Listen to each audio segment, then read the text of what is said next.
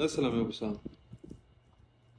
يقول يا غايتي ماني بعاجز عن البوح، يوم القصيدة العذب هبت رياحه، يا تنسج لك حروفي من الروح للروح، لكني أخشى وشي عقب الصراحة، أكنى المحبة عن نظر كل مشفوح، وعن عادل للهرج زهب سلاحه، ومن غيرك تشعل حشا كل مملوح، عطلت عن وصفك نظام الملاحة، وصفك قصيدة غنت بصوت مبحوح، زادت على قلب المعنى جراحة، ولا الطيب ما يبي جمر ويفوح، فيك انغلاقة خاطري وانشراحة يا عين، من صارت منها كل طاروح، يمشي لها والصبح مبدا بياحة، الله اكبر. بعد لقاها طايرة وجهة الصوح، علق زريقة في رجله وشاحة، من سرعها يوم علقت محتموح، قبل القنوص تشاركه في كفاحة، الله اكبر.